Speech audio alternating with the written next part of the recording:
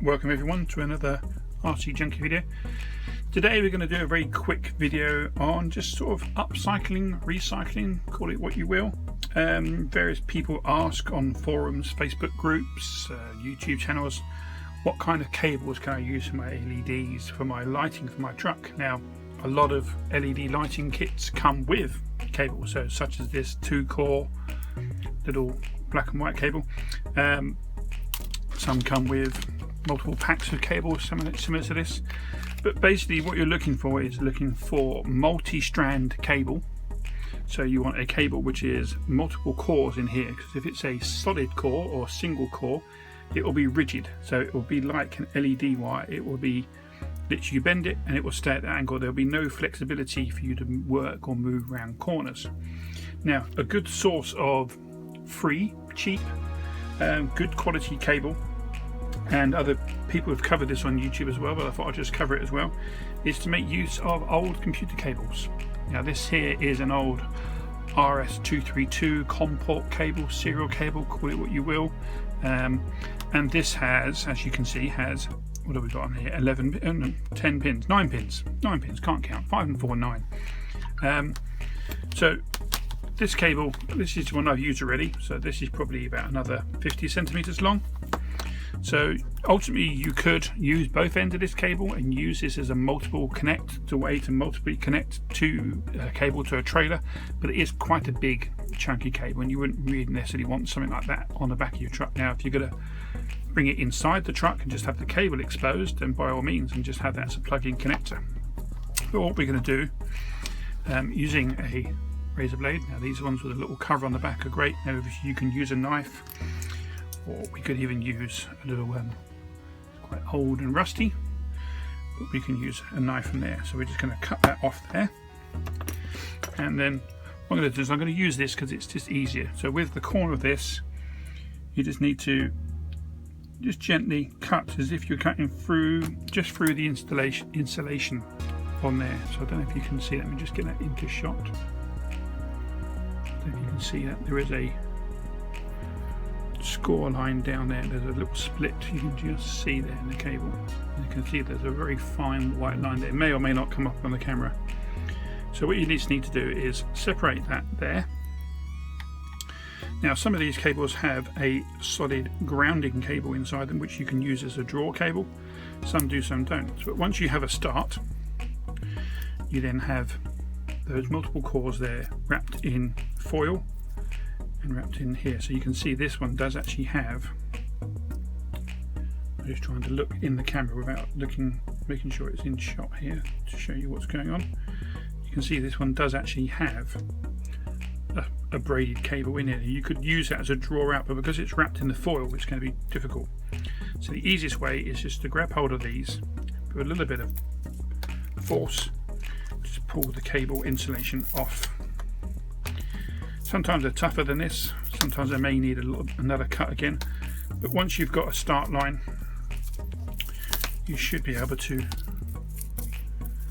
pull this off here. Now some of these cables have talcum powder or powder inside them. Don't breathe it in, it's probably not the nicest stuff, and obviously it can make a bit of a mess as well. So that's our rubber insulation. You could use this. Now it is actually split all down one side along here. By all means you could use this if you have a metal part. You go from the other end, which is actually split. If you have a metal part that needs covering, like a loom that runs through a metal part of the chassis, you could wrap that along the metal edge, cut it to length, and it would just give you a bit of rubber protection to a sharp edge. So everything has a use, it just depends how much vision you have and what you want the use of it. So let's get rid of that from there. So what we're left with is this cable covered in foil. So this foil actually, as you can see, just falls off nice and easily like that. Okay, so we can get rid of that. So what we're left with is these cables here and this little wire braid. Now this, if I pull this out of this bunch here, you now have quite a nice, very thin scale braided wire. Now you could use this, twist it up nicely like that. You could use it to say for a winch or rigging or simulator cable that doesn't actually necessarily needs to function, but you might want a nice cable feature on the back of your towing arm, on the back of your truck or something similar to that. So to say, everything has a use, just vision is what you need.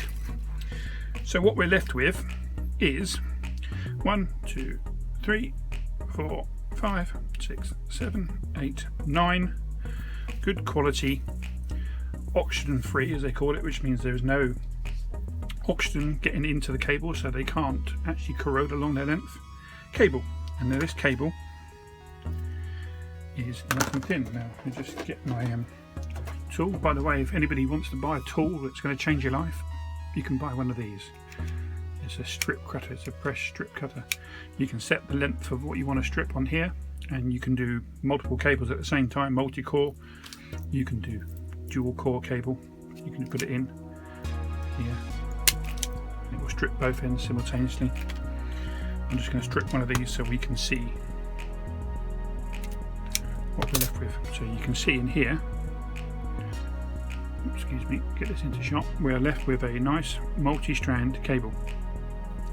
Now LEDs don't draw a lot of power, obviously depending on how many you have over what length of cable, but this cable is certainly sufficient enough to run 2 or 3 LEDs on the back.